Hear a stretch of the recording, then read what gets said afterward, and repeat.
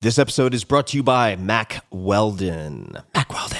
Mack Weldon is reinventing men's basics. They believe in smart design, premium fabrics, and simple shopping. I've been smashing and testing the hell out of a bunch of their stuff, and I'm going to focus on their underwear as one example. I've been wearing their Air Knit X 5-inch boxer briefs for a while now, and I absolutely love them. I've used them to hike in national parks like Big Bend. I use them to record podcasts.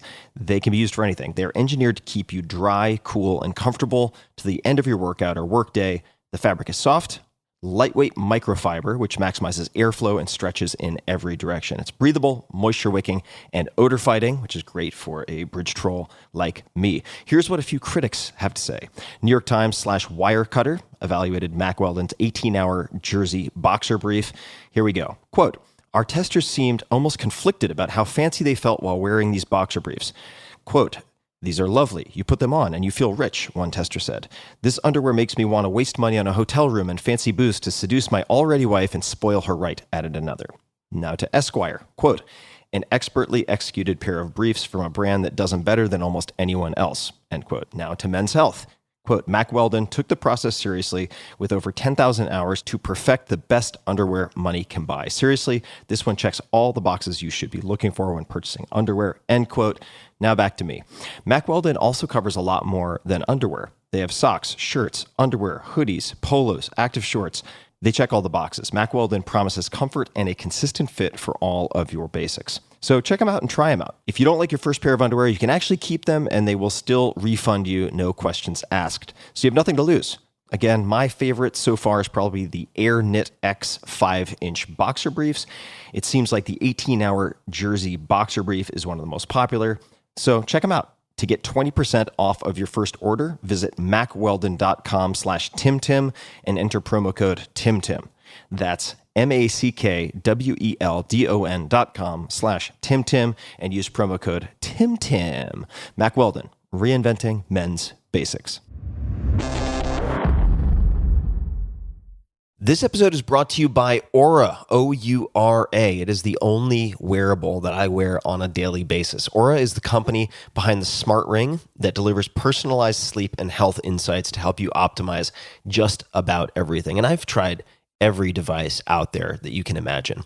This one really makes the cut. I've been using it religiously for at least 6 months now, and I was introduced to it by Dr. Peter Attia, who's also vetted just about everything. With advanced sensors, Oura packs state-of-the-art heart rate variability, HRV, super important to me, temperature, activity, and sleep monitoring technology into a convenient, non-invasive ring. It's tiny.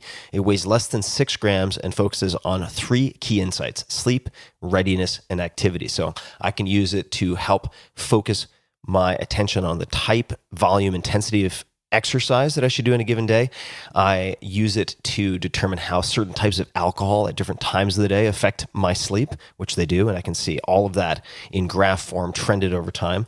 There are tons of actionable insights that have come from using this ring for me. They have a number of incredible people on their team. Dr. Matthew Walker, a professor of neuroscience and psychology at UC Berkeley, and also author of Why We Sleep, the mega hit, is Oura's chief science advisor, as just one example. The Oura Ring is one of the most accurate wearables available because it measures your vitals directly from your finger. So it's not deducing that or making a best guesstimate based on a bunch of other things and trying to triangulate. Compared to a medical-grade electrocardiogram, the Oura Ring is 99.9% accurate for resting heart rate and 98.4% accurate for heart rate variability. And I work with HRV doctors, and they recommend that I use the Oura Ring. So try it yourself. It is super cool and super practical, very actionable. The Oura Ring comes in 2 styles and 3 colors: silver, black, and matte black. I use matte black. For $299, you can give or get the gift of health by visiting ouraring.com. That's OURARING.com. Again, that's ouraring.com. Optimal minimal. At this altitude, I can run flat out for a half mile before my hands start shaking. Can I ask you a personal question? Now would seem an appropriate time. What if I did the opposite? I'm a cybernetic organism, living tissue over metal endoskeleton.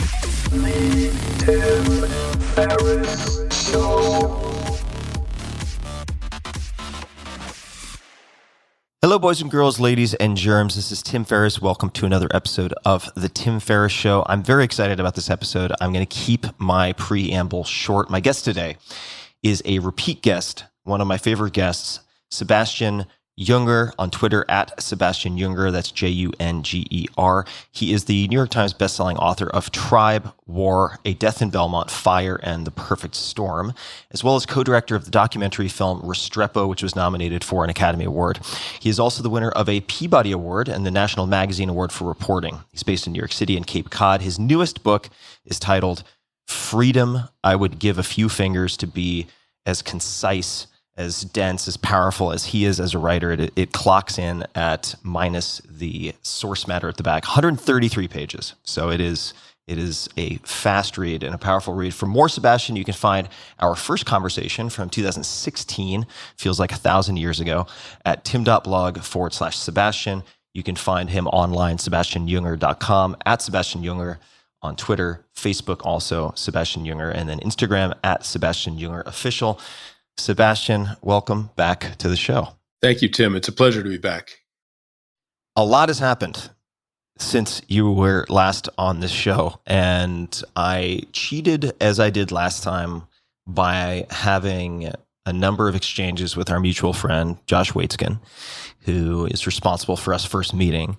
I thought I would start with a question that I really have very little context on, but it is about a near-death experience that you had not too long ago. And we kept this for this conversation, meaning I didn't ask you to get into any of the details before we clicked record, but could you please share your experience? Yeah, of course. It was a profound event, and I'm changed by it and still navigating the new reality that includes quite an awareness of being mortal. I'd never really understood it before, I realized.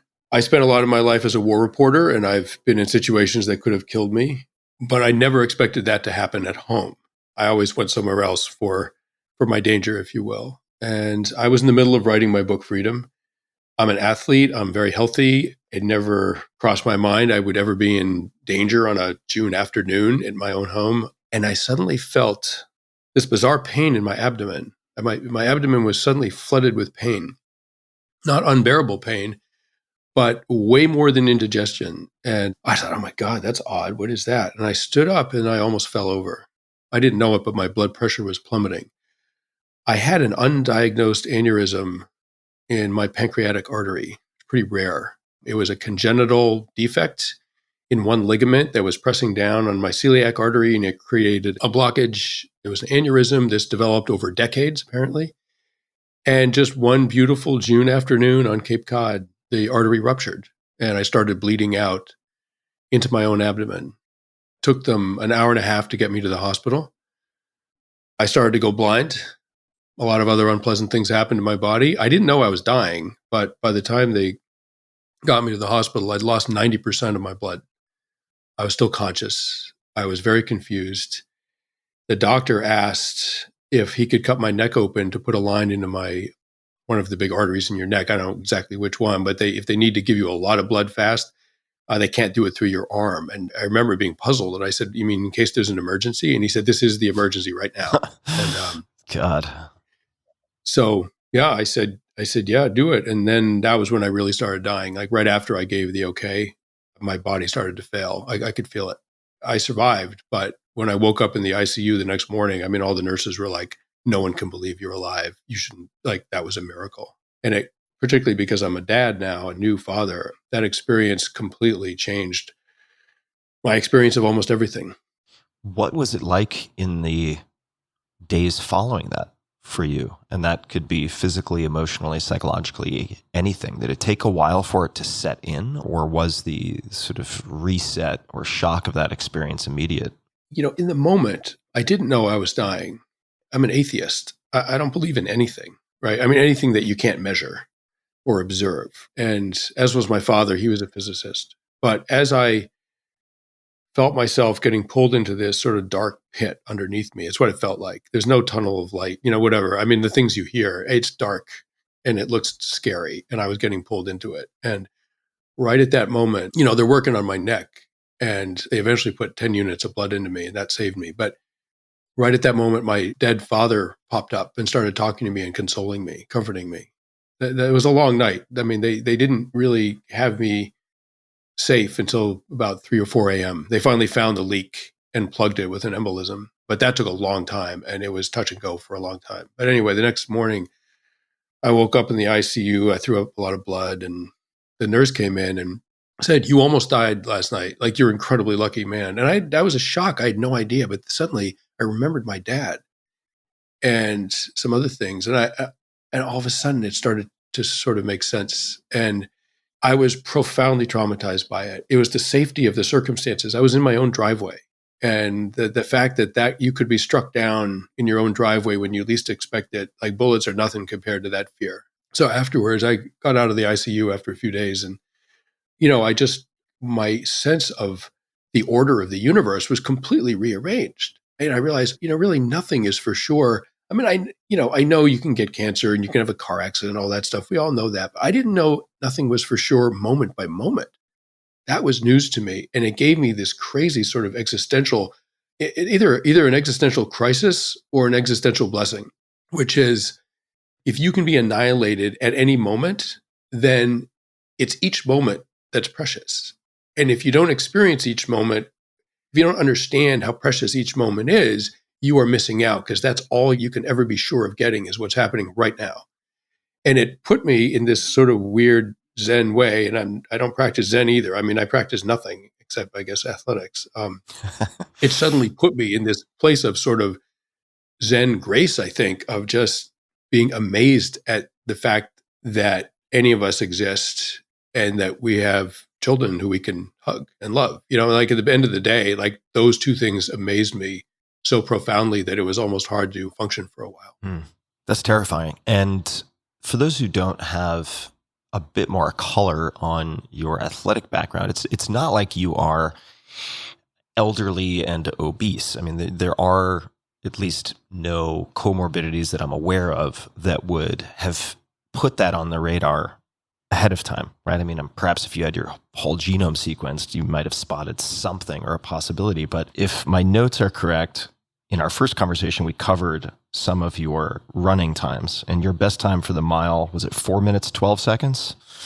Something along those lines. Yeah. And marathon, 2 hours, 21 minutes. I think about your life. I think about your experiences as a journalist in war-torn countries, in some respects embracing risk. And I'm looking at a quote from your literary agent of 10 plus years ago. I'm not sure if he's still your agent, but this is Stuart Krzyzewski. And the quote is, quote, "What really motivates him," meaning you, "are things that terrify him," end quote. And certainly, I mean, one doesn't have to look long at your bio to identify many things that would scare most people. Has the experience you just described affected how you think of sort of voluntary risk, or has that aspect of your life not changed much? The risk-taking has changed enormously. I think it would have, just as a function of getting older, and certainly as a function of being a father. I mean, you have kids and you are the custodian of your own life for them. It's not your life. And I'm not saying that you're a martyr in your parenthood. I'm saying that the highest priority for you as a parent must be to stay alive and to provide a loving environment for them.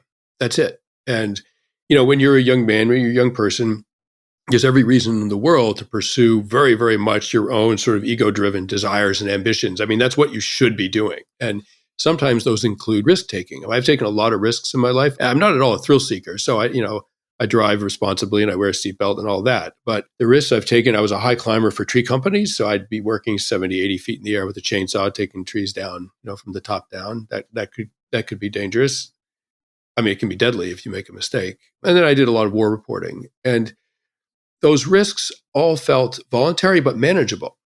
Like, if you're smart about it, you're in less danger than if you're stupid about it. I felt like I had a sort of handle on the risk, that I had a vote in the outcome. And then I was an athlete my whole life. And after I stopped competitive running, in my 50s, I started boxing, which is, without exception, the hardest thing I've ever done. As the arrogance of the distance runner, I looked at a boxing ring, I'd be like, the size of my kitchen. How hard can it be? Oh my God. Like, I couldn't believe it. I mean, getting hit's the least of it. At any rate, like, I started boxing at my, 55-year-old amateurish level, but it was really good for me. And the doctor said, look, if you weren't in incredible shape, you would have died. You would have had it, your heart would have stopped. Your kidneys would have failed. Any other medical issue with you, it's a miracle you survived as it is. If you had anything else going on, you wouldn't be here. And it made me realize that I was 58. That was the race I've been training for my whole life. That was the boxing match I've been training for my whole life. It wasn't something in college. It wasn't, whatever. It was when you lose 90% of your blood and you're in good hands at the hospital, you have a chance of surviving and being a father to your daughters. And that was, I did it. Like, I did it. And I got nothing else to prove. And I'm certainly not going to take any risks that would jeopardize my daughter's chance to have a father. So I'm certainly going to come back to your daughters, because these daughters were not in the picture last time we had a conversation on the podcast. So talk about a phase shift. A lot has changed. Before we get to that, though, I want to ask you a bit about boxing. So if you could just repeat, when did you start boxing? Roughly what age? I think I was 51. I'm married now, but I was married before. And that marriage, we agreed to not really talk about it publicly, but basically it ended. We're still friends. It ended in a friendly, collaborative fashion. The ending of any marriage is enormously painful, particularly if you care for the person. And we did. And it was enormously painful. And I wanted something. I'd always wanted to box, and I just wanted something to put my mind in a different place. So I did two things. I'd always wanted to learn accordion. And so I started playing accordion, which is a really hard instrument, by the way. And you have to coordinate the two hands. They're doing totally different things. And it's just, oh my God, it took me years to get that down. But the thing that scared me, and here was, I've done things that scared me my whole life. And clearly I need something of that. What terrified me was boxing, was getting into a ring, even for friendly sparring. I couldn't believe how frightening it was. And there's no rational reason, right? But the demands on your body. I think one could make an argument there's some pretty rational reasons. Right. When it involves getting punched in the head. But the sparring I was doing were with guys, my trainer or a friend or whatever. No one wanted to really hurt me, or vice versa. Yeah. It was very, time out, like, this is too much, and it stops, right? I mean, the anxiety I would have was just unbelievable. And the physical demands on you I couldn't really fathom it. And that was why I did it. And I'm still doing it, it's just clearly it's a sort of lifeline to something that I need. What do you think that might be? What is it that you need? What does that scratch for you? Honestly, I think I need things in my life that scare me that I think I can't do. And then I face my fears and I wind up being able to do them. And it makes me feel like a little bit more secure in the universe. And, keep in mind, if the universe can take you out on a June afternoon with no warning for no reason, like any sense of security that you can get, take it, because you'll need it. That makes sense to me. One thing I need some help, not help, but I would like to. I wasn't planning. This was not in my list of questions for you, but I did not foresee the accordion coming up. So you do. How, of all the instruments in the world, how did you choose the accordion?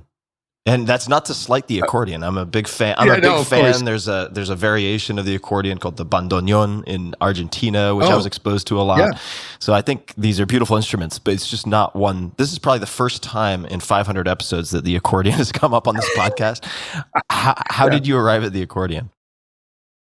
Yeah, it's just in a lot of the musical traditions that I really love. It's in Eastern European music. My first wife was from Eastern Europe. It's in gypsy music and Mexican music and Irish music. All these traditions that I absolutely adore. And everyone plays the damn guitar. You know what I mean? So the accordion was it. I don't know. With the left hand, you're playing the bass line, which is you're basically playing the rhythm section. With your right hand, you're playing the melody. So they're not doing the same thing. And splitting your mind into these two different tasks simultaneously was unbelievably hard. But I heard I mean, this is the aging male talking now, right? Like I'm 59. I heard it's actually really good for your brain, as you get older to challenge it with tasks like that. It's good to offset And, all the brain damage from the boxing, probably. Yeah, exactly. They cancel each other out. Yeah, exactly. I got to say, it gives me a sense of just practicing, just playing a song like that. That the universe has even allowed me to play a beautiful song is so stunning to me because it always seems so far beyond my capability. It almost felt like I wasn't allowed to. And I realized that I can play Danny Boy, that I'm allowed to do that and it will come out and it sounds beautiful. It's so stunning to me.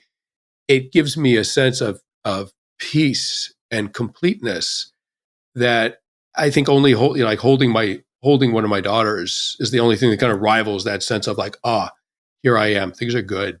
Things are calm. I love this. It was a pretty extraordinary effect on my life. I've Alzheimer's on both sides of my family, and I recall the first time that I was sent a video program, a link on YouTube to a video program, and I'm blanking on the name. We'll put it in the show notes, of Alzheimer's patients being played music from their adolescence or childhoods. And what was so incredible is not only what happened when they listened to the music, they went from completely catatonic in some cases to animated and singing along, but the persistence of this sort of cognitive upgrade for a period of, say, 30 to 60 minutes afterwards, where they could hold a really coherent conversation, recognize people, in contrast to being completely unable to do so beforehand. So I do think there is something so elemental and mysterious about what music does to the brain and the personality. I don't claim to have any answers, but I find it endlessly interesting. Let's talk about your daughters. As Josh put it to me via text, he said he's raising 2 young daughters in an extremely elemental, that's where I got the word, mindful, tribal manner. Definitely explore, you're going to recognize this as Josh, definitely explore what fatherhood is teaching him about life. What have his daughters taught him about tribes? So these are, and then the last one, he said, ask him about how he has structured sleep with kids and pets. That should be fun. Smiley face. So I realize this is a bit of a hodgepodge of many questions, but what do you think Josh means, and is he accurate by saying elemental, mindful, tribal manner? Well, let me just start by saying, I think both music and children, I think one of the things, the invaluable things they do is they give you the courage to face life. And life is hard and life is scary and sometimes painful. And both of them, in my experience, give you this resource to draw on that help you face it. And so it is actually a really good segue for me to go from music to children. I think there's some real similarities. There's something about not living for yourself any longer that's enormously liberating. I think that's one of the things, I spent a lot of time in combat with American soldiers, actually. And I think one of the things that drew these guys to war, often after a bad deployment, a lot of them sort of missed it. And I think what drew them was the loss of the experience of losing the primacy of yourself as the most important thing in your life. You lose that when you're in a platoon. I mean, you really have to think in terms of the group, and first, you might imagine that that's a loss. It's actually you gain by doing that. The focus on the self can be enormously tormenting and make people incredibly anxious. Like, it's not a good place to go.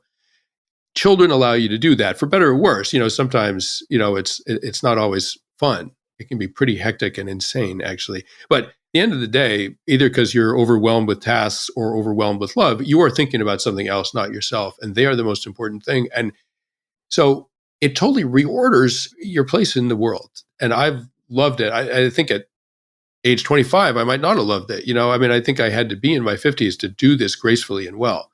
But here I am. And so, why do you say that? Not to interrupt, but I will. Why do you say that about your age and that being a possibility now, or at least in the last handful of years, as opposed to earlier? I grew up in a very safe, pretty affluent society in a suburb of Boston, and I had this enormous craving to experience the world, and particularly the risks and thrills that it offered, of all kinds. And I could have had children when I was doing that, but I wouldn't have been a very good father. And so now, that I've experienced the world sufficiently. Like I don't need any more of that information. And it has allowed me to completely devote myself to being a good dad and a good partner. Part of that means, I have to work. I need to earn a living. It's not like all I do is, I have to focus on a lot of other things. But at the end of the day, there's really only one thing that is powerfully interesting to me, and it's my family now. It's not my work. It's nothing. It's them. I don't think I could have, or maybe even should have done that at 25. How do you think about raising them or parenting or fathering, to Josh's list of attractive adjectives? Elemental, mindful, tribal manner. Do you think that's accurate? Yeah, it is. I mean, I studied anthropology in college. I've been in the developing world an awful lot. You don't have to do too much research to realize basically the British legacy of parenting that we have is very rare.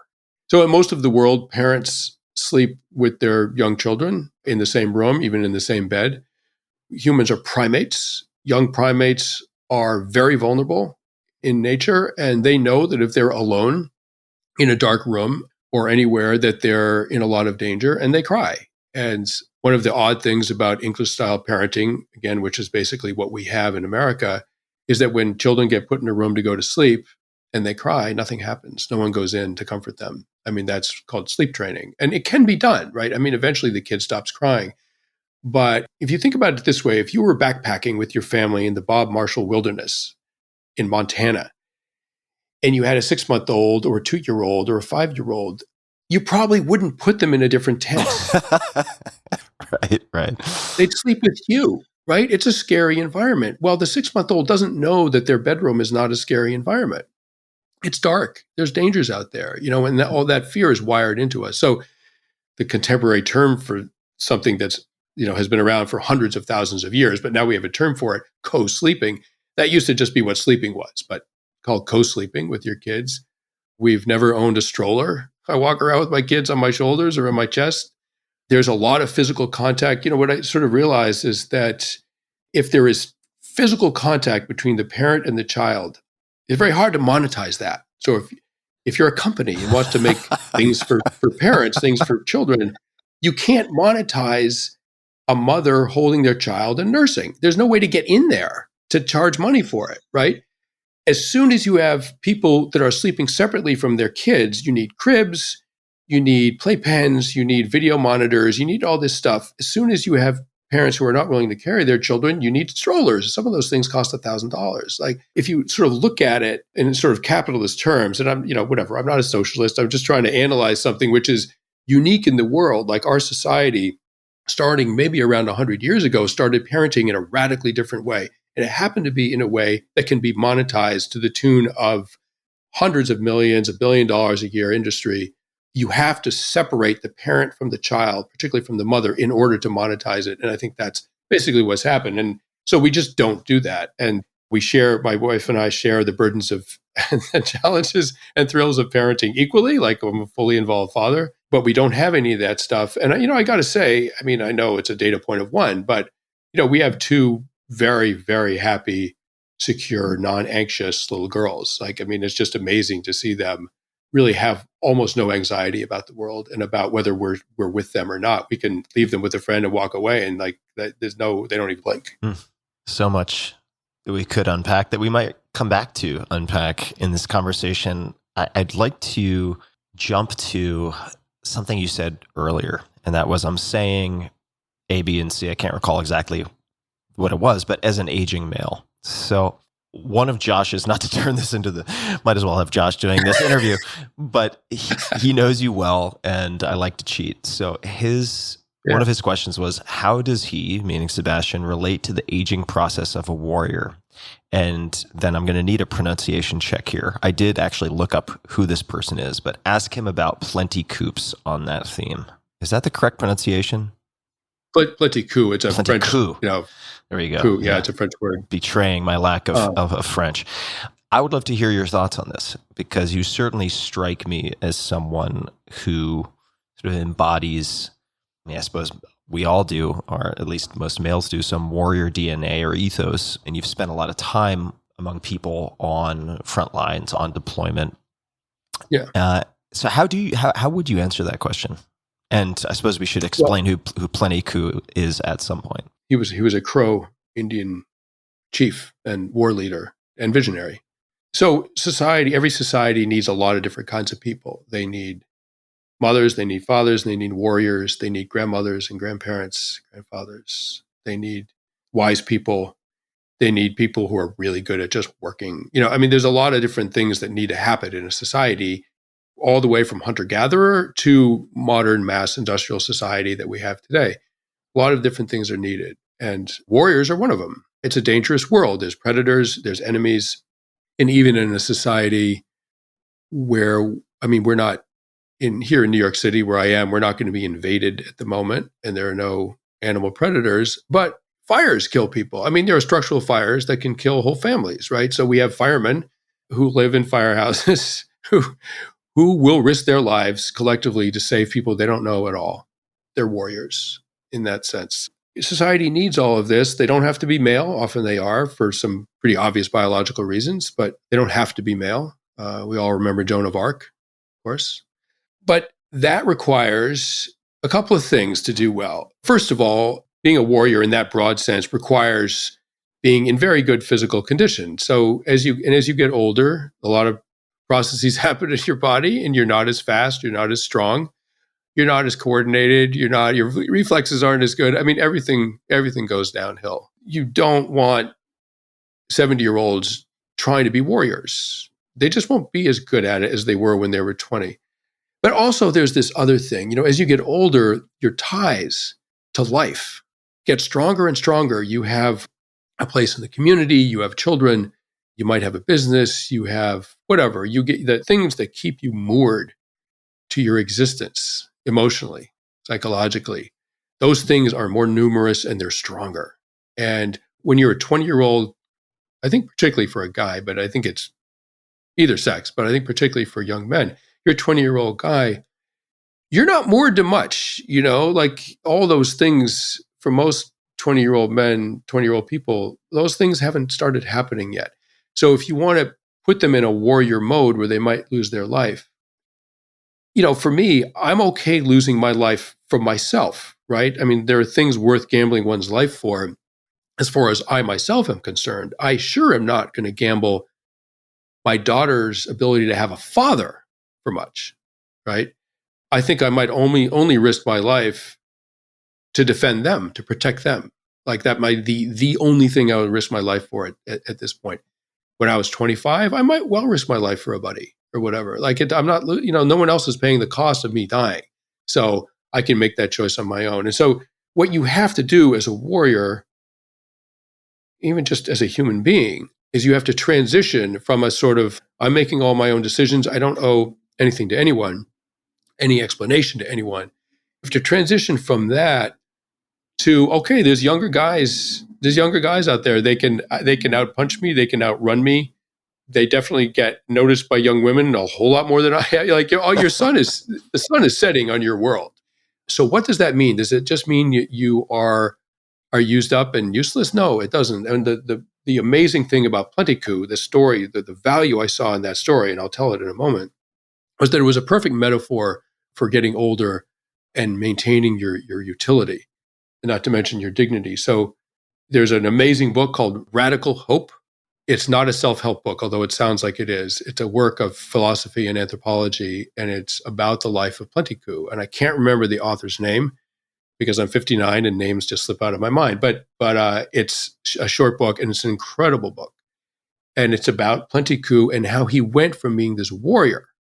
The big threat when he was a young man fighting was white society, right? They were coming. The railroads were coming, the telegraph lines, the cowboys, it was all coming across the plains towards Crow society. And the Sioux, for example, were very, very warlike, like the Crow, and they fought to the bitter end. What Plenty Coup realized was that the ultimate job of the warrior is to protect their society. And for all of Crow history, that meant fighting to the death, if need be, to protect your community, right? But this was a different moment in history. Everything had changed. And fighting white society to the death would mean that your society was going to get killed too. Your community was going to get wiped out. There was a lot of killing of women and children in these battles that happened in the Great Plains in the 1760s, 1770s, 1780s. Non-combatants really weren't spared. So if you fought to the death against the 7th Cavalry, you were really risking everybody. And so what Plenty Coups realized was that in keeping with the ultimate warrior role of preserving, at all costs, preserving your community, in this case, in this new history, this new moment of history, this new era, it actually meant not fighting. Fighting was the thing that would get your people killed. Not fighting was the thing that might save them. When he figured it out, he said, learning to read and learning to farm were the new callings of the warrior. Those things would best preserve the people and the community that the warriors loved. And they would have to get over their own ego and their own sense of, well, I'm nothing if I'm not a warrior. They have to get over that in order to truly do their job as a warrior and protect the people they love. And for me, that was I read that book in my mid 40s, just when the knees were starting to hurt a bit, the hair was starting to leave the top of my head, right at those changes just start happening in your 40s. And I read that book then, I was like, oh my God, this is it. Like there's a stage in one's life when being a warrior means actually not being in that aggressive, physical, confrontational, super physical role, is actually something softer and wiser and ultimately more enduring that you can choose. The book you mentioned, Radical Hope, subtitle Ethics in the Face of Cultural Devastation. Jonathan Lear appears to be the author of that book. I was reading the Wikipedia entry on Plenty Coups. I'm so self-conscious now. French is not my strong suit. But his adult Crow name, or the name that was bestowed upon him, was Many Achievements. And the entire entry is really, really fascinating. There's a strong component, we don't necessarily have to get into this, but a strong component, at least in his story, and these could be apocryphal or just mythologies, but there's a consistent component of visions and fasting leading to visions dictating his decisions, which I found very interesting in this entry, at least. Not that I can parse that. Well, I can jump in and tell you. So his transformation, his moment of enlightenment came following a vision that he had. It was a dream vision. And I can't remember what it was, but Jonathan Lear just does this brilliant job at deconstructing it and explaining how all this works. And, Lear is a philosopher. He's clearly a very smart guy. We all have read a lot of amazing books, but that book really, it caught me at the right moment in my life. And it really, it was one of the most important books I've ever read. It's on the list. Just a quick thanks to one of our sponsors, and we'll be right back to the show. This episode is brought to you by Wealthfront. Did you know if you missed 10 of the best performing days after the 2008 crisis, you would have missed out on 50% of your returns? Don't miss out on the best days in the market. Stay invested in a long-term automated investment portfolio. Wealthfront pioneered the automated investing movement, sometimes referred to as robo-advising, and they currently oversee $20 billion of assets for their clients. Wealthfront can help you diversify your portfolio, minimize fees, and lower your taxes. It takes about 3 minutes to sign up, and then Wealthfront will build you a globally diversified portfolio of ETFs based on your risk appetite and manage it for you at an incredibly low cost. Wealthfront's software constantly monitors your portfolio day in and day out, so you don't have to. They look for opportunities to rebalance and tax loss harvest to lower the amount of taxes you pay on your investment gains. Their newest service is called Autopilot, and it can monitor any checking account for excess cash to move into savings or an investment account. They've really thought of a ton. They've checked a lot of boxes. Smart investing should not feel like a roller coaster ride. Let the professionals do the work for you. Go to wealthfront.com/Tim and open a Wealthfront investment account today, and you'll get your first $5,000 managed for free for life. That's wealthfront.com/Tim. Wealthfront will automate your investments for the long term, and you can get started today at wealthfront.com/Tim. Let's look at and talk about freedom. I'm sure we'll bounce around a lot. My understanding, and please correct me if I'm getting this wrong, but I don't think we discussed this in our first podcast conversation, that when you were younger, you hitchhiked across the country. This was some time ago. Freedom describes this new book something very, very different. What was the catalyst or the impetus behind what became freedom? Like, did it start as a plan for experience and experience's sake? Did it begin with a fascination or a question related to this word, this concept of freedom? What's the genesis story? And then the reason I brought up the hitchhiking is I'd just be curious to know how that experience contrasts with some of the experiences described. I came to the idea to write a book about freedom partly just by noticing that people use and misuse that word all the time. It's an extremely potent word. It's like the word tribe. I mean, you say the word tribe, the word freedom, these are elemental human values, and they go to the core of the human experience and can be misconstrued and used to justify awful things so easily, but they can also be used very beautifully to preserve human dignity and to safeguard the things that we all live for. And so I just sort of became interested in the word. It's extremely hard to define. So if you go, if you look it up in the dictionary, the definition of freedom is almost non-intelligible. I mean, it's like defining the word "and." I mean, it's extremely abstract, but it's something that we all, in our hearts, in our guts, we sort of know what it means, and we know why we want to be free. We know why it's intolerable not to be. And so I just started thinking about it. And, I didn't want to I'm not Jonathan Lear. I didn't want to write a philosophical inquiry. And I certainly didn't want to write a political tract. I mean, the word is misused in politics all the time in a sort of hideous, grotesque way. And I didn't want to wade into the political battles around that word. I was interested in literally, through the course of the human experience, how do people maintain their freedom? And what that basically means is, how do you maintain your autonomy in the face of a larger power? If you're the most powerful thing in the room, your freedom is not in question, it's not in danger. Freedom becomes an important word when there's a more powerful entity that might try to deprive you of your choices, of the quality of your circumstances. And throughout history, how have people avoided that? Because there are powerful societies and there are weak societies. There were large, strong men and there are smaller men or women. The universe isn't fair and things are not divided equally. And there's rich societies and poor societies. So how do the underdogs manage to maintain their freedom from the groups that could oppress them or try to? So there's three basic ways. My book is divided into three sections for this reason: run, fight, and think. So the first thing you can do is just stay out of the reach of your oppressor. So, for example, in the American Southwest, in the 1540s, I think it was, the Spanish first showed up. Coronado, the explorer, showed up. And, he encountered two different kinds of native societies. There were the Pueblo tribes that lived in these sort of thick-walled houses on top of mesas. They were agriculturalists. They were quite wealthy. They stayed where they were. They were like little villages in Spain. I mean, they were at an almost feudal European level of social evolution, economic evolution. And then there were the Apache and the Navajo. They didn't stay anywhere for very long. They were materially poor. I mean, they only owned what they could carry. They hunted and they were extremely mobile. They lived in brush huts that they threw up in a few minutes. In Western terms, they were very poor people. But what happened?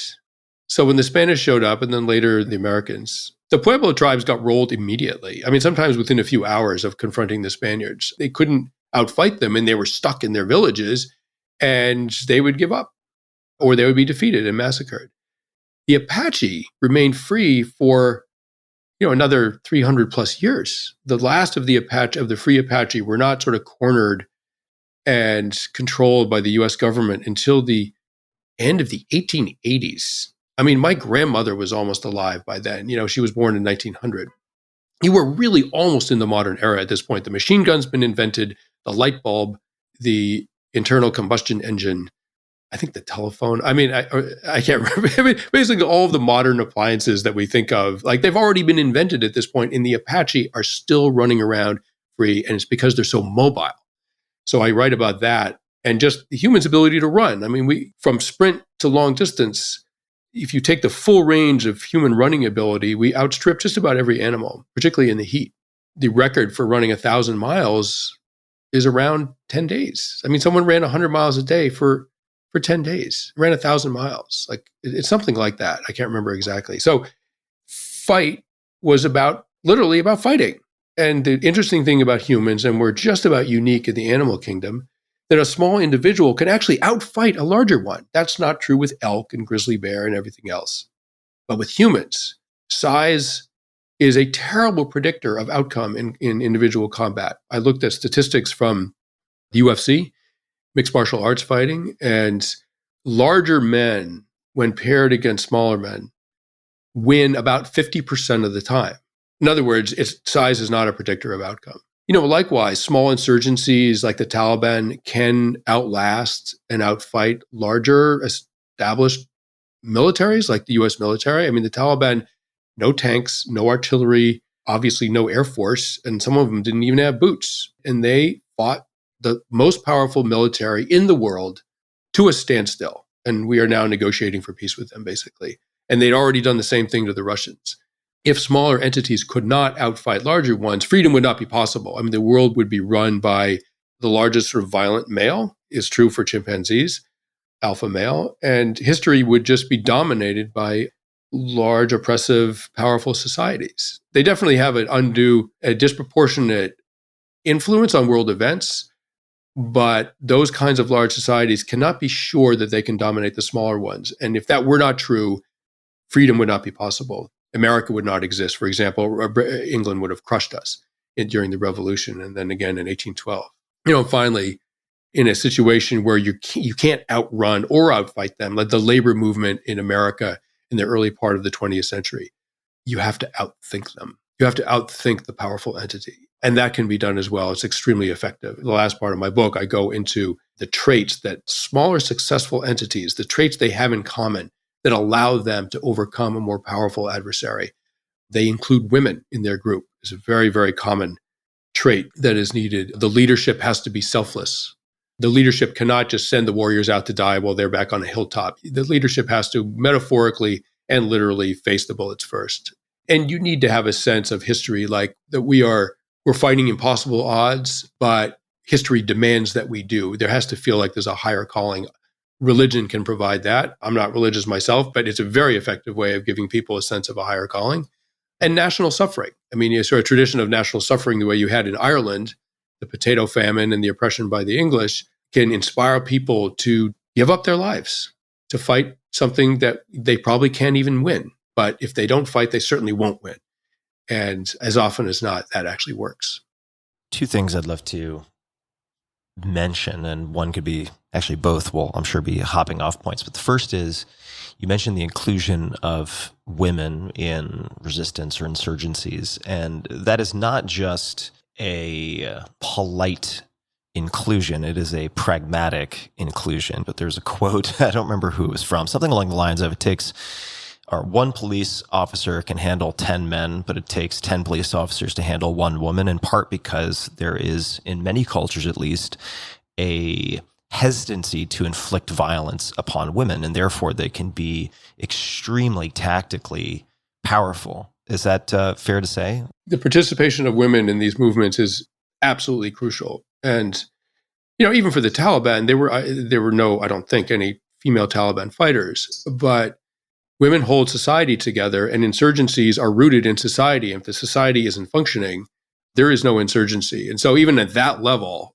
women are absolutely necessary. They're as necessary as ammunition or whatever. Like, they're absolutely crucial to any endeavor like that. But at the more tactical level, the quote you're referring to about the policeman was during the mill strikes in Massachusetts. Massachusetts. In Lawrence, Massachusetts. Yeah, Lawrence, Massachusetts in 1912. And, they'd have the guys out there.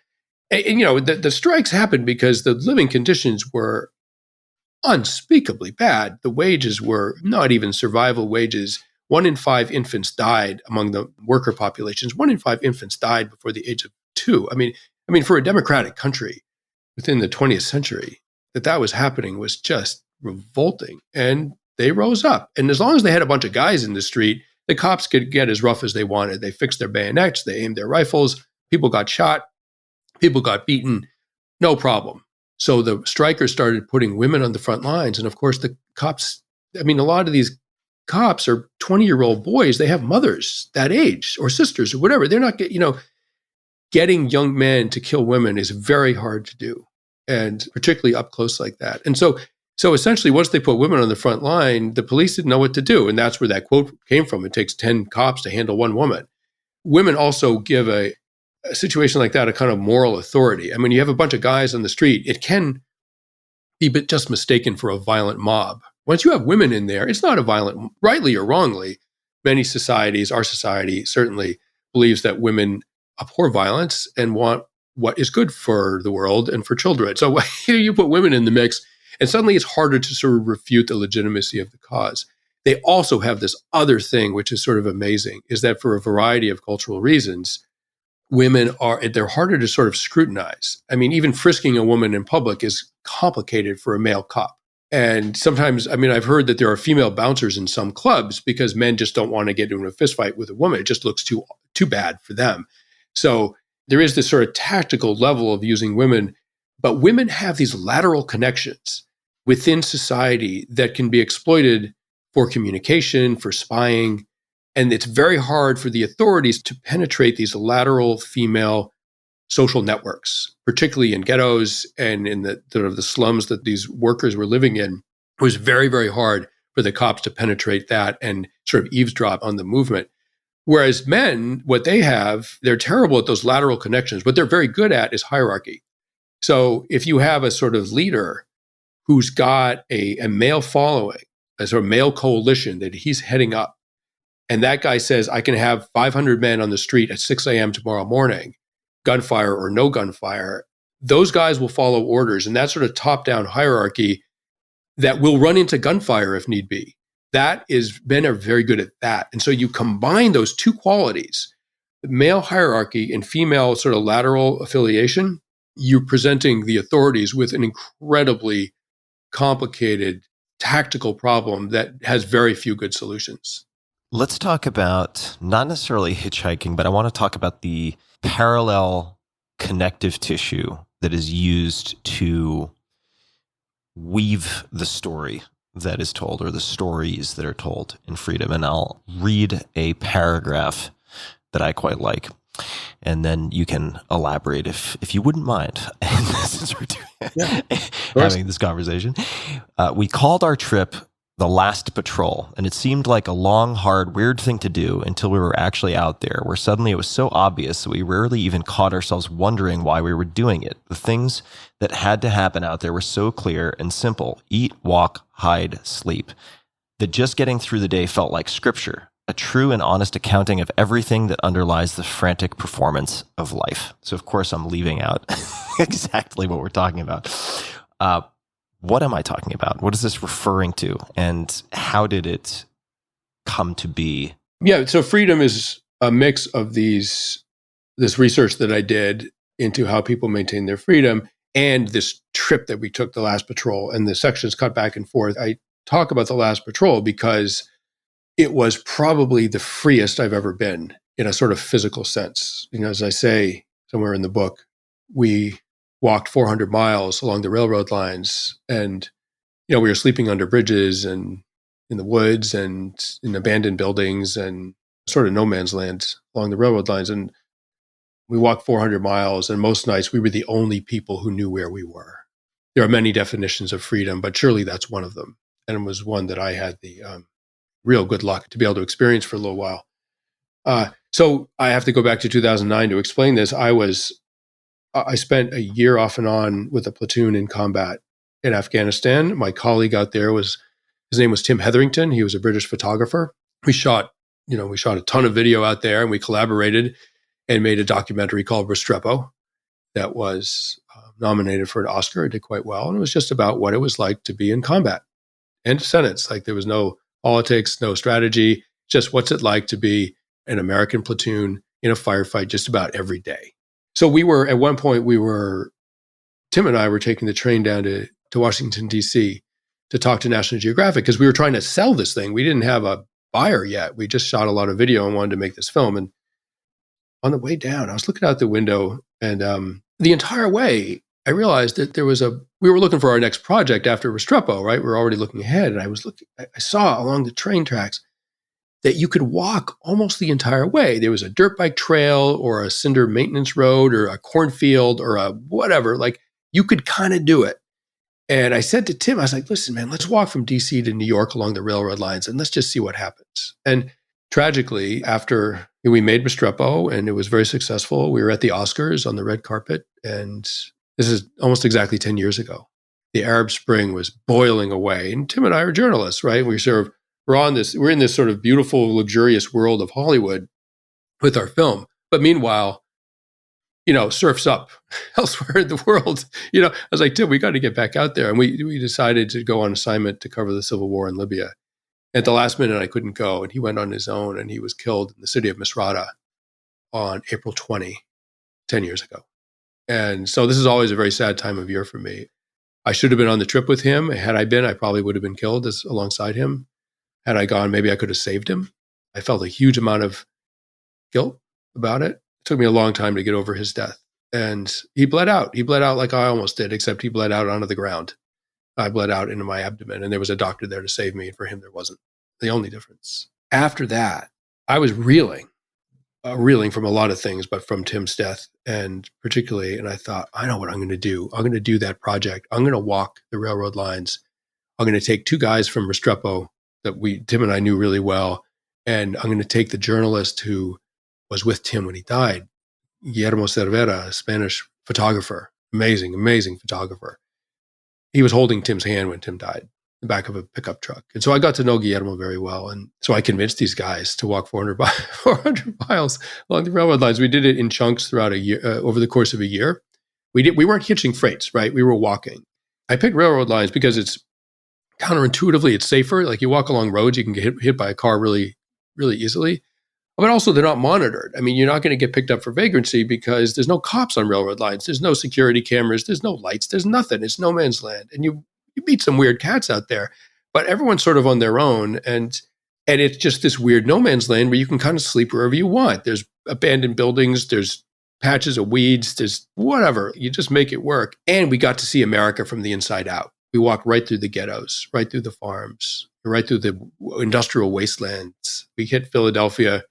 And instead of going to New York, we decided to head west, and we walked to Pittsburgh. The last patrol was my experience with freedom of a certain sort. And my book intercuts sections about that amazing trip with the real inquiries that I did into how one maintains one's freedom in the face of a more powerful adversary. How did the structure of this book change from initial conception to finished product, if it did? I mean, I know based on our previous conversations that you think a lot about structure. How did this book change over time? Did you expect it to be one thing and then it ended up being quite a different thing?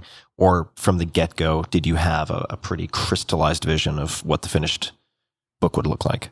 I had the idea that no one would want to read a whole book about the last patrol. And I had the idea that no one would want to read a whole book about these sort of technical or historical topics of run, fight, think. I mean, I don't quite have Malcolm Gladwell's adept hand at presenting these sort of arcane topics. I mean, I could do it for a few pages. I can't do it for a full-length book. So I just thought, what I'll do is I'll combine them.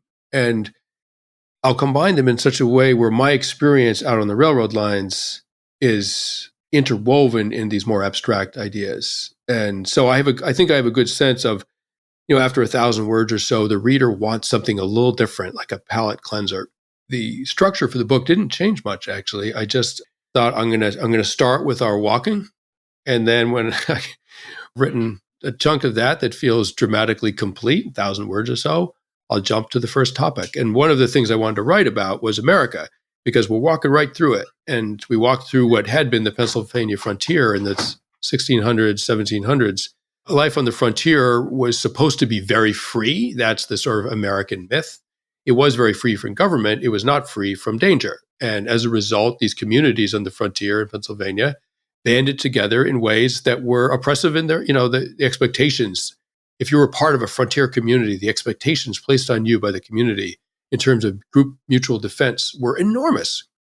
So I just started to playing with this idea of explaining American history in terms of people choosing one kind of freedom over another. They left the oppression of the government, the colonial governments, and they wound up in the oppression of small communities where if you were a man and you had to carry your rifle and a scalping knife. White people scalped back then as well, of course, and a tomahawk at all times.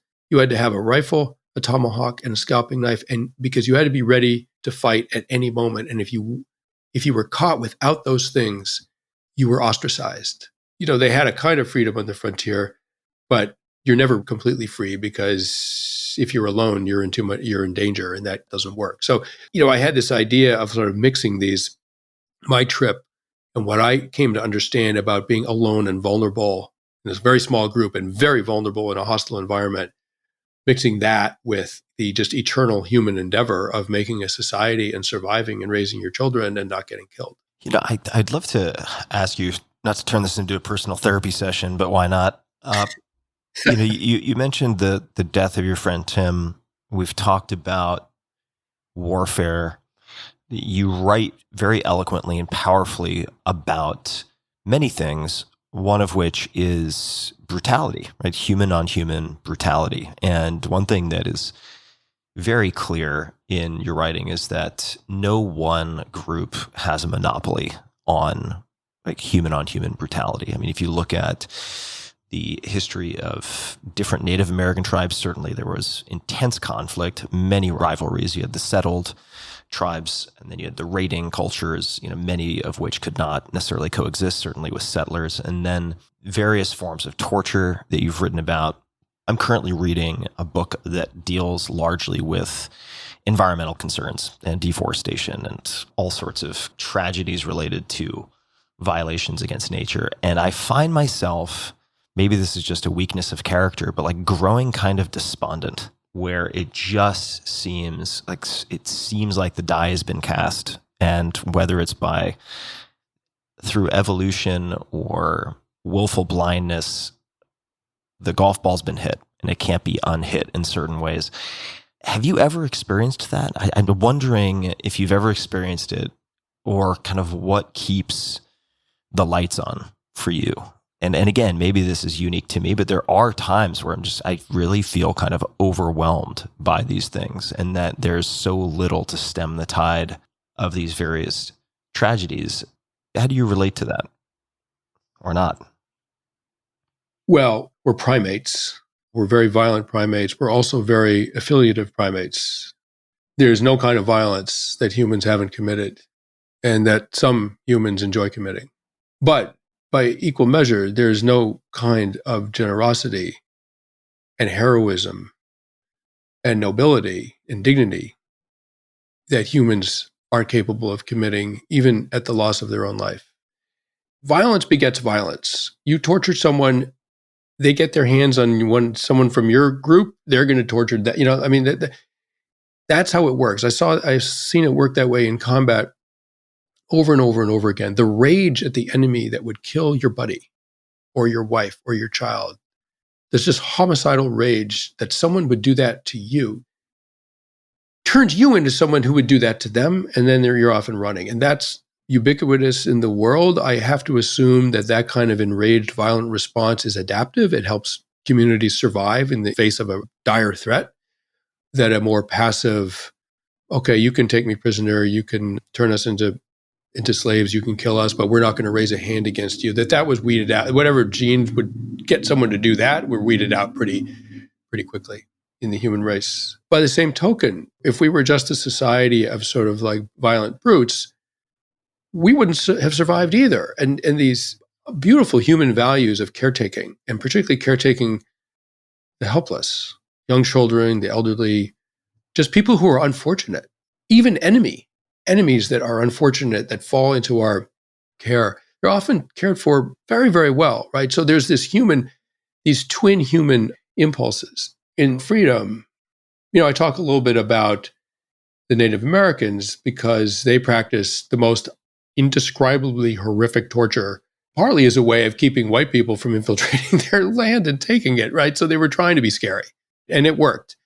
to a degree, it worked. But of course, Western society is equally full of hideous tortures, the Spanish Inquisition, etc. And, I have here a printout of a horrible newspaper article from February 8th, 1904, the Vicksburg Evening Post. It's just an incident that's long been forgotten, I guess, but it was a black couple who were caught and charged with something that they probably didn't do. And they burned them alive in Vicksburg. And before they did that, they one by one cut off all their fingers and then tortured them with corkscrews. These are American citizens within my grandmother's lifetime. So the point is that no society has a monopoly on violence or on moral behavior. We're all equally amazing and equally horrible. And I think the task of any society is to be well defended enough so that you don't get overrun by the, by the barbarians, but gentle and kind and loving enough so that you can provide a moral existence within your community and for your children and hopefully within the world. Very hard to do, obviously, because we keep screwing it up. But I think that is the goal. And I think that's most people's goal, frankly. Yeah, maybe I think I'm going through a stretch where I'm having trouble kind of, or I don't want to say blinded by, but like the density of the fog of brutality that I've been exposed to voluntarily through a lot of my own reading and watching is just so heavy. I think I probably need to watch more Pixar movies for a while, something like that. But in all of those episodes in our society, in our history, enormously brutal, but they also, because people are what they are, that brutality engenders enormously heroic, loving acts as well. I mean, in equal measure. There were Europeans during World War II who were hiding Jews in their basement at risk of being executed by the Nazis. People who otherwise would have been fine because they weren't Jewish. And they were hiding families in their basements. Strangers, people they didn't even know.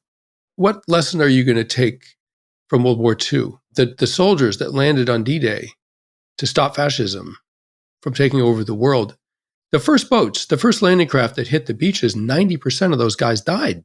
90. Yeah, a horrific situation, but think about the courage and their determination to preserve the world, a moral world order. I would just say that you can look at the same things through the other end of the telescope. You can see very different things and ones that will inspire you and comfort you. There's I don't want to call it a quote, a line at the very, very beginning in the front matter of freedom from Ecclesiastes 3:18. As for humans, God tests them so they may know they are animals. Why did you include that? Well, I'm an atheist. My father was an atheist. And sometimes when atheists read the Bible, they see passages that seem to undermine one of the central tenets of Christianity, which is that humans aren't animals. And that there's somehow a different set of standards, a different set of metrics, a different reality for human beings and for the rest of the animal kingdom, that we're somehow special and that we were special because we were made by God. And I just thought it was really helpful to find the Bible itself reminding us that we might aspire to godly qualities. I hope we all do. For the most part, they're good qualities. But at the end of the day, the Bible wants us to know that we are animals. And from dust we came, and to dust we shall return. It's very, very good to remember that. Because when you think that you're special, there's a risk, there's a danger that you can permit yourself special things, special rights. And those special rights usually don't end very well. And what we were doing on the last patrol was so physical. We were reduced to such an animal existence. And the fight for freedom that people throughout history and prehistory have waged, the physical and psychological fight for freedom, is been so brutal that only an animal could survive it. Only an animal could do it. And the reason we have been able to do it, we as humans, is because we are animals. I don't mean it as a criticism. I actually mean it as a compliment to us all. You've also written very eloquently about how if we, and I'm taking some liberty here with connecting a few dots from different portions here, but Yeah. how dehumanization or viewing a certain subpopulation as subhuman or animal-like gives you special permission to do things you wouldn't otherwise view as permittable, right? Whether that be slavery or torture or fill in the blank, right? Right. I mean, if you feel like you're serving God's will by liberating a piece of territory, taking over a building, wiping out a group of people that your society has decided are evil. If you think you're doing God's will, you don't have to stop and examine the actual morality of what you're doing. I mean, murder is wrong in almost all circumstances, and mass murder is wrong in all circumstances. But if you're doing God's will, then of course you don't have to dwell on that. And one way to reinforce that idea, killing costs people psychologically. It's hard to do, and people, even murderers, bear the scars for their lifetimes. And so if you can convince yourself that the people you're killing aren't really human, then you don't have to struggle with the moral implications of murder, right? Which is clearly a sin that God is against. So very, very naturally in war, I mean, it happens spontaneously and then gets sort of codified in mythology around a war and even in the laws around the war. But very naturally in war, you start to see the enemy as not quite human. And that's very convenient because natural law in the Christian tradition holds that all humans were made by God, were God's creatures, right? So here you are killing God's creatures. That's probably not a good thing. So how do you solve that problem? You say, oh, great. Yeah, we'll follow natural law. But those people over there, they're not really God's creatures because they're animals. They're parasites, they're cockroaches, they're insects, they're what? I mean, the words that people have used during genocide, did many genocides in human history, to describe the people they were killing, invariably revert to the rest of the animal kingdom, like animals and insects. And then, you don't have to be unduly troubled by the moral issues that come from killing 100,000 people, because you're not really killing people. And that little mental trick has allowed, ordinarily otherwise decent people to do things that are completely heinous and unconscionable without going mad.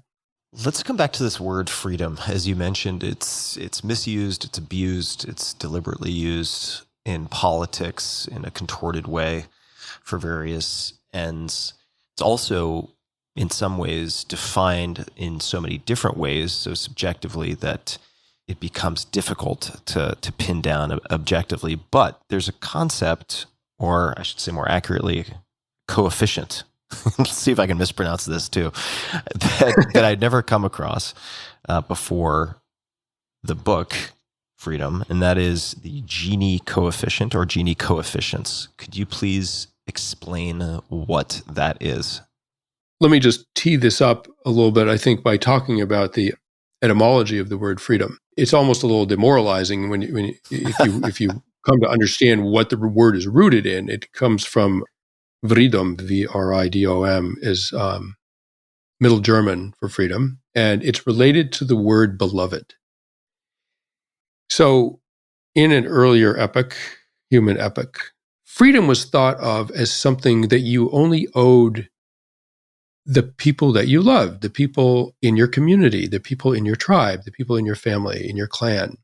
Those people deserved freedom. Everyone else was eligible for enslavement or worse. You're talking about a circumstance where one's freedom, A, it's not a human universal, it's not a universal right, but B, you only enjoy freedom because your little group is able to protect itself from other groups that think exactly the same way about you, that you're eligible for enslavement or death. So freedom is, in that ancient sense, is inseparable from the ability to defend yourself physically, with force, with violence from an attacker.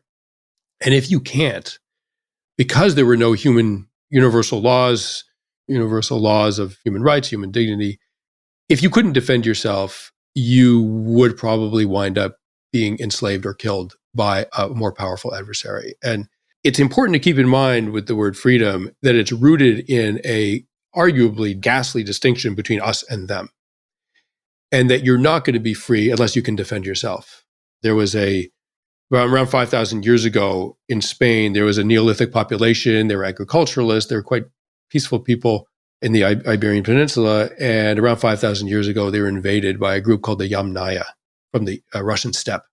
And the Yamnaya had horses that pulled chariots. And the Iberians had never even seen horses before, much less ridden them.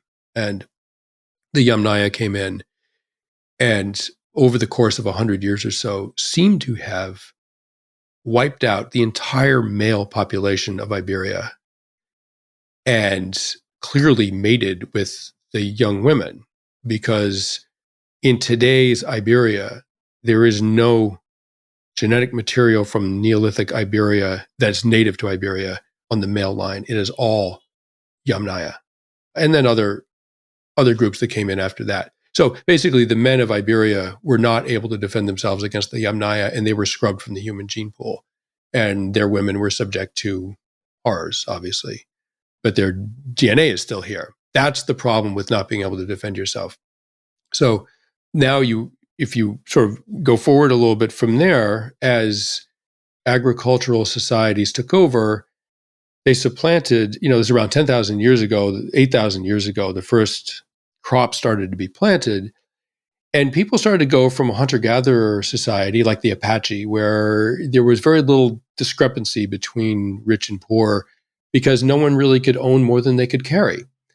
And in these hunter-gatherer societies, what they found, I read a study of North American native societies, the native tribes that were able to stockpile food or control access to food production, like literally controlling the points along the Pacific coast where you can fish for salmon effectively. As soon as that food production could be controlled and food stockpiled, you started to have a ruling class and income disparity and power disparities within one's own society. So with the Gini efficient, was the name of an Italian economist from the early 1900s. Can't remember his first name, but the Gini, Gini, the Gini coefficient is a number that shows the difference, the income gap between rich and poor. The higher the number, the greater the income gap. It ranges from 0 to 1.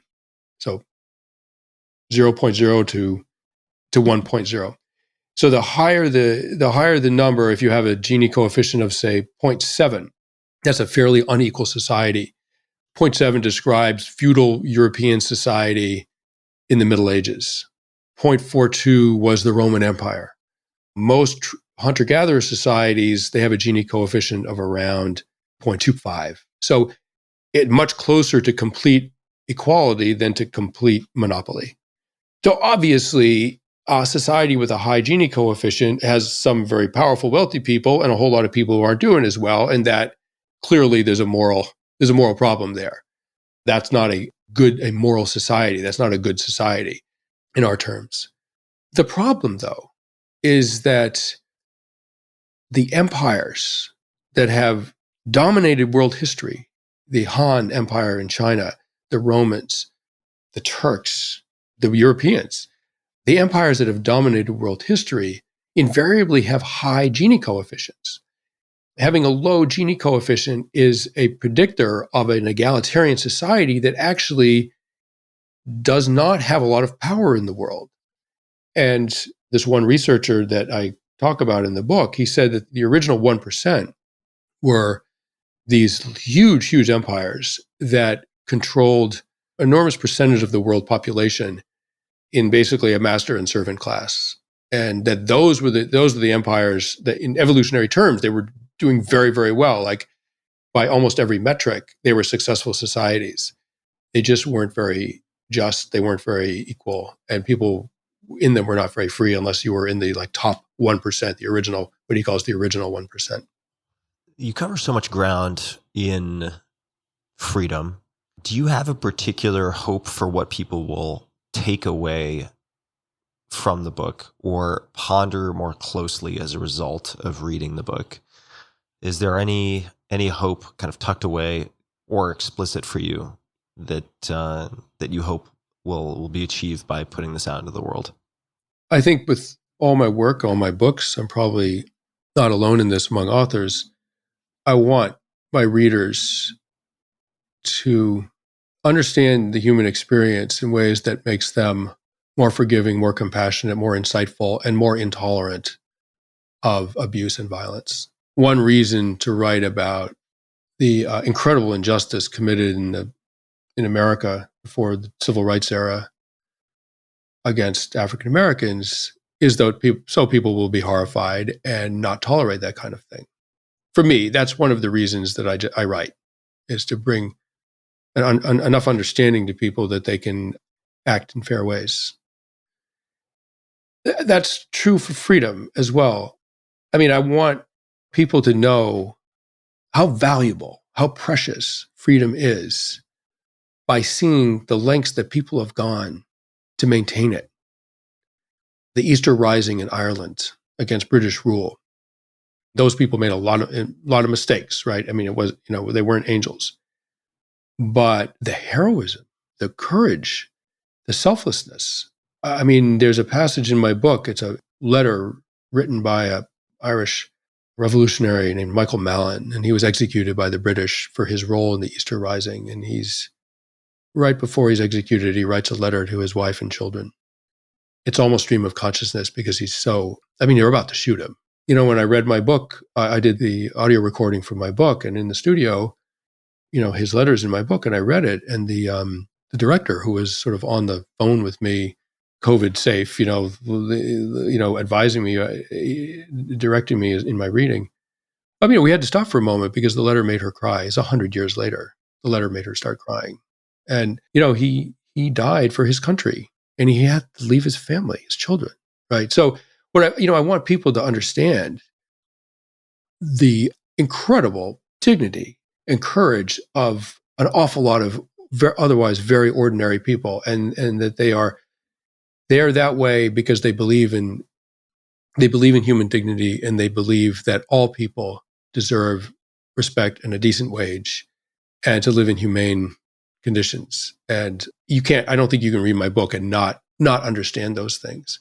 A society that's well enough organized to defend itself is well enough organized to oppress itself. We need leaders because, you can't have an army of, 100,000 sergeants, right?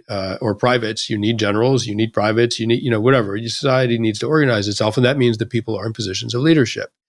And there's an unfortunate tendency for powerful people in positions of leadership to exploit that position and seize rights that other people don't have, and to enrich themselves in ways that other people don't have access to, and to be exploitative and abusive. And that is true in dictatorships. It's true in democracies.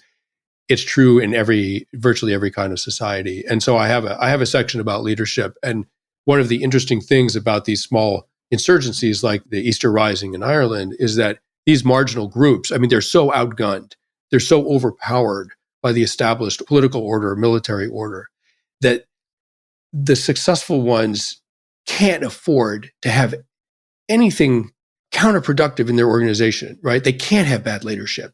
If they do, they will get killed, right? It will not work.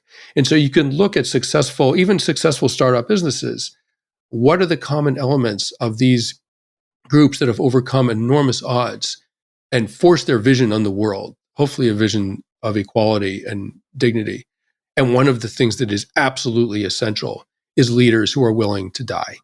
Like leaders who are willing to expose themselves to the same risks as the people that they're leading. And when you have leadership that's not willing to do that, that will not take responsibility for their mistakes, that will blame problems on others, when you have leaders who are cowards, you have an insurgency that is not going to last very long and will not succeed. Wealthy Western countries can afford that kind of leadership because we are not on the edge of disaster all the time. But you can see what works and what doesn't by the successful insurgencies and labor movements and what have you. And one of the things is moral leadership. I do not write about current day America, and I'm not interested in writing about politics. And I think Republicans and Democrats have produced some incredibly inspiring, noble leaders and some real villains. It's like both sides have both. The last thing I would want people to understand from my book is that we have a right. And in fact, I would say we have an obligation to demand moral leadership. And that means leadership that's selfless and would sacrifice itself in a moment if it meant that would help the country and the people who are counting on them. I'd love to read just a few paragraphs and to ask follow-up questions, if I may indulge myself here. These are things that jumped out to me. So here's one. This is on page 33. For most of human history, freedom had to be at least suffered for, if not died for, and that raised its value to something almost sacred. In modern democracies, however, an ethos of public sacrifice is rarely needed because freedom and survival are more or less guaranteed. That is a great blessing, but allows people to believe that any sacrifice at all, rationing water during a drought, for example, are forms of tyranny. They are no more forms of tyranny than rationing water on a lifeboat. The idea that we can enjoy the benefits of society while owing nothing in return is literally infantile. Only children owe nothing.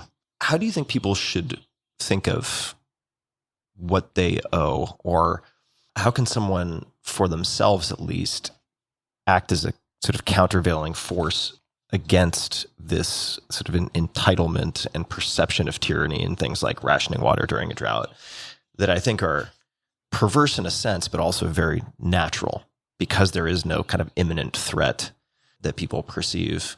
How do you think about that or encourage people to think about that? It's a tricky balance. If you're alone in the wilderness, you die. Humans do not survive alone. We survive because we're part of a society. And we get an enormous amount of benefit from being part of a society, and whether that's at the hunter-gatherer level or in, modern America with the incredible technological and medical advances. Among other things, I'd be dead if I lived in any other society from what happened to me last June. We're enormously blessed. And I think what's essential is for every person to search in their mind for how can we return the gift of the society that we live in. What can we do to reinforce this thing that we depend on for our survival? And the important thing to remember about freedom is that it's freedom from oppression that you have a right to. It's not freedom from obligation. And we live in such a wealthy, safe society that real obligation almost never arises. We don't even have the draft, right? You got to pay your taxes, and that's it. We have outsourced, we have sort of subcontracted basically all of the tasks needed for survival to specialists, to professionals. And that means that what we owe society is not clear. And there's a real loss there because it feels good to contribute to the welfare of the group. Whether you're on a camping trip with the Boy Scouts or as an American national or an immigrant to this country for that matter. My father was an immigrant. He was a refugee from 2 wars, and he came to this country and contributed enormously and was one of the most, I think, meaningful things he did in his life was contribute to this country in the ways that he could. So what can you do as a modern American where you're not needed, right? You can give blood. I'm alive because 10 people gave their blood. They put 10 units in me. I had 10 people's blood inside me, and that's why I survived, and that my daughters will have a father. I've never given blood in my life. I'm going to start. I just never thought about it. Not only are you doing something that's good, it reminds you that you're part of this thing and that you need them and they need you. And that awareness, that exchange between you and them, that's the human experience. That's what life is. That's the good stuff. And we live in a wealthy society where we don't need the good stuff isn't imposed on us. And we think we're getting away with something. We're actually not. We're actually losing something by not being part of that, not participating in the common good. Jury duty. Some people do bad things. Some people are accused of doing bad things. They didn't do anything. None of that will get sorted out unless you're sitting in the jury box, unless you take your turn in that box. It's also, I've done it. It's also an incredible experience. It really is. It's fascinating. And it doesn't matter. It doesn't have to be a murder case. Whatever, it could be almost anything. But this is how it's society trying to be fair.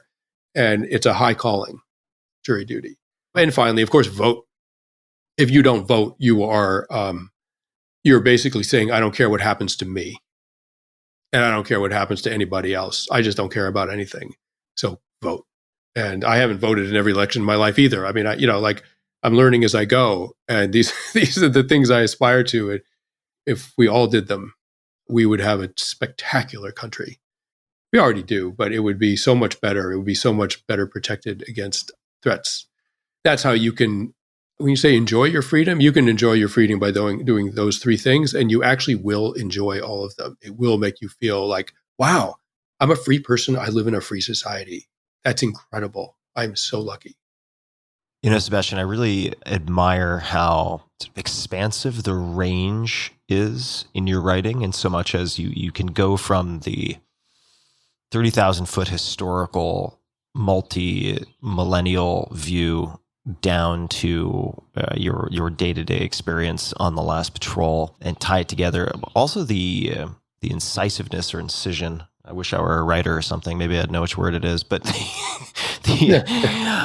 of how surgical you can be with your wording and observation. I mean, this freedom from oppression does not equal freedom from obligation, right? I mean, just that type of wordsmithing, I wrote it down for myself, is going to stick. And it's just remarkable how much you're able to put without making it impenetrable, much the opposite, into, in this case, roughly 130, 135 pages. I want to read one more, and this is just really for enjoyment. Since we're talking about a lot of macro level things, we're talking about a lot on the conceptual level, but one paragraph, that's just really a portion of a paragraph that I quite enjoyed, was: the fire embers still pulsed and the night air was soft and benevolent, and it felt like summer waited for us a few days upriver. My dog lay on my ankles and the three other men shifted and muttered next to me in their sleep. There may be better things than that, but not many. And hot damn, did that make me want to just get out there on the fucking road and start walking. I got to say, I think that will probably be a result of a lot of people reading this book. I have one more question for you, but I think we're coming to a close on this conversation. Is there anything that you would like to add? Any requests of my audience? Any closing comments of any type that you would like to add before we start to bring this round to a close? Yeah, I mean, just to comment on the passage you read, when we were out there, we needed each other for small tasks, collecting, pumping water, cooking dinner, making a shelter, finding shelter, keeping an eye out for the cops because we would have been arrested, whatever, any number of things. We got shot at somebody shot at us in Pennsylvania. One time we walked 40 miles in 40 hours. We were like dead on our feet. We went through a lot and we were able to do it because we could count on each other. So that feeling at the end of the day that you just read, that came, I was there with my brothers and my dog. And that feeling of contentedness came from the fact that I knew I could count on those guys. And they knew they could count on me. And we had all needed all of us to be okay. And it's easier to do that. It's more obvious. It's clearer doing that in a small group. But at the end of the day, 330 million people are trying to do that in a country. And we all have to think that way. If America doesn't have to survive, it could die. It could split up. It could fragment. It could implode. There's no rule. There's nothing written down saying this has to work. It's going to work if we make it work. And that means thinking about people in this country the way me and the other guys thought of each other on that trip. It's a hard thing to do for 330 million people. It's never been tried in history before, right? But that doesn't mean it can't be done. And I think each there's a difficult political moment right now. Let's just say it. It's obvious. Each side has to stop accusing the other side for a moment and look at it at its own flaws. The idea that's popular in the right wing that you don't have to wear a mask to protect your fellow Americans from disease, it's just silly. It's just ridiculous and juvenile. On the other side, on the left, I grew up in a Democratic family, a liberal area. I got lots of left-wing friends. If I suggest that mandatory national service might be a good idea for this country, not necessarily the military, but there's a lot of ways to serve your country, other than with a gun, that national service might be a good idea. The people that flame me, they're not right-wing people, they're left-wing people. They think they don't owe anything. We all owe something. And it's all of our duty as Americans and as human beings to figure out what we owe and what the most is that we can give. And I'll tell you what, not only might that save the country, it'll save you. Hear, hear. Well, Sebastian, I did say I had one more question, and this is going to veer back into self-indulgent therapy session again. But I'm thinking, well, not I, my partner and I, my wonderful girlfriend and I are thinking about kids in the very near future. And I can't help but have this nagging voice in the back of my head saying, you're not ready. You don't know what you're doing. How could you possibly know what you're doing? So there is some fear there for me. Since we last spoke, you have 2 new members of your family. Yeah. Any advice? Any thoughts to a would-be but fearful new parent, possible parent? Well, first of all, brother, do it. Just do it. I mean, seriously, like just do it. And I'm thrilled for you. And it's just the best thing there is. You know, maybe it's not the best thing at 20, but eventually it's the best thing there is. And you're not supposed to know how to do it. You haven't done it yet, but humans are adaptive and they're smart, you know, like you'll figure it out. I mean, it's not, we're animals. Animals know how to take care of their young. Instinctively they do, you know, and there's a website called Evolutionary Parenting, which looks at parenting from an evolutionary perspective and tries to put it into the context of modern society. Super helpful. But, you know, also I was talking about this with my wife. Kids are, you know, sometimes they're just a freak show, right? I mean, some of the emotions, like they don't cover their emotions very well. So stuff comes out that's just, you know, the tantrums and this and that. And you know, we're problem solvers, right? So I'm like, how can I fix this? My daughter's crying. She's throwing, you know, like, I got to fix this. You don't have to fix it. Nothing lasts very long. You just have to give them a safe, wise, compassionate environment until whatever feeling that is passes. And I guarantee you, certainly within an hour, but probably within a few minutes, it's over. So you ride it out, man. And you ride it out with love, basically, and some instructive discipline when needed, you know, but you'll know what's right.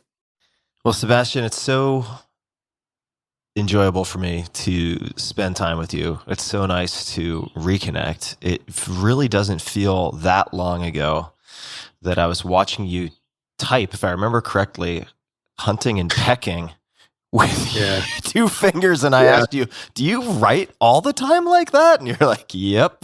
Has that changed? Or is that still the same? No. I still, I mean, if you hit age 59 and you're still typing with 2 fingers, you're probably going to die that way. And I'm so happy for you. You really sound good. And I am thrilled that you've put this small and powerful tome out into the world. Freedom. I highly suggest people pick it up. I just am consistently, and I've already said this, but I'll say it again, just consistently so impressed. And I say this as someone who could probably use 10 more editors on every one of my books because they're phone books, for God's sake, how much you are able to pack into very slim books without, at least in my mind, without sacrificing the essence or the details. I really just don't know how you do it. It's tremendously impressive to me. So I do impress upon people both the quality of the writing, but more so than that, it's not just wordsmithing. It's really the power of the storytelling and the concepts and the history that you weave together.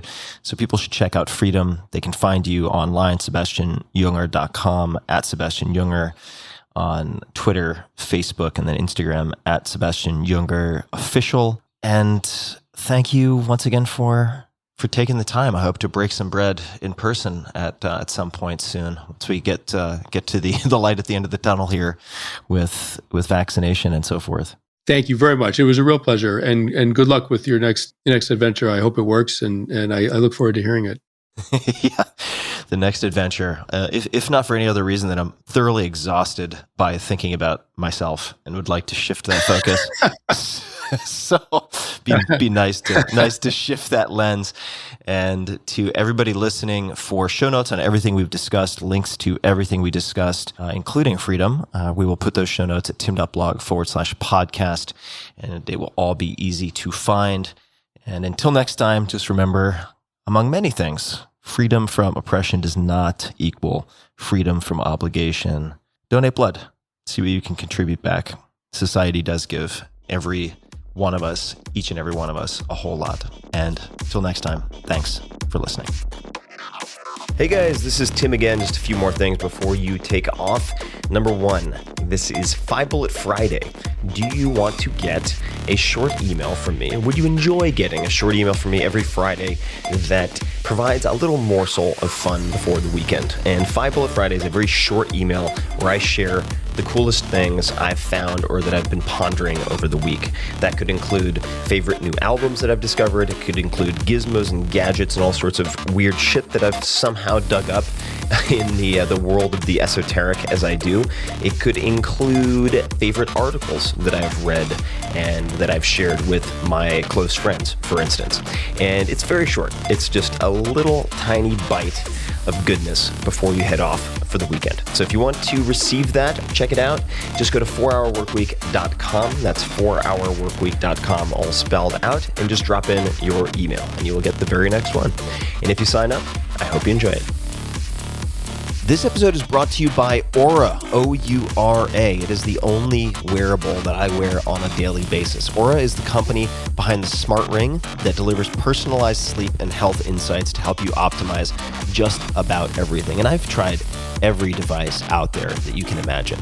This one really makes the cut. I've been using it religiously for at least 6 months now, and I was introduced to it by Dr. Peter Attia, who's also vetted just about everything. With advanced sensors, Oura packs state-of-the-art heart rate variability, HRV, super important to me, temperature, activity, and sleep monitoring technology into a convenient, non-invasive ring. It's tiny. It weighs less than 6 grams and focuses on 3 key insights: sleep, readiness, and activity. So I can use it to help focus my attention on the type, volume, intensity of exercise that I should do in a given day. I use it to determine how certain types of alcohol at different times of the day affect my sleep, which they do, and I can see all of that in graph form trended over time. There are tons of actionable insights that have come from using this ring for me. They have a number of incredible people on their team. Dr. Matthew Walker, a professor of neuroscience and psychology at UC Berkeley, and also author of Why We Sleep, the mega hit, is Oura's chief science advisor, as just one example. The Oura Ring is one of the most accurate wearables available because it measures your vitals directly from your finger. So it's not deducing that or making a best guesstimate based on a bunch of other things and trying to triangulate.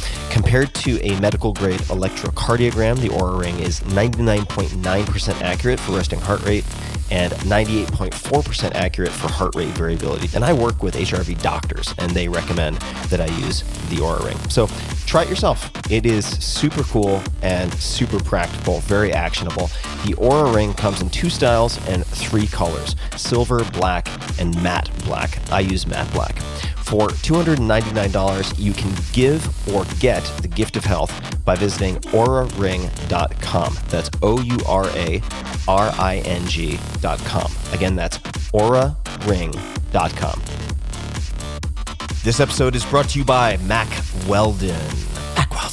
Mack Weldon is reinventing men's basics. They believe in smart design, premium fabrics, and simple shopping. I've been smashing and testing the hell out of a bunch of their stuff, and I'm going to focus on their underwear as one example. I've been wearing their Air Knit X 5-inch boxer briefs for a while now, and I absolutely love them. I've used them to hike in national parks like Big Bend. I use them to record podcasts.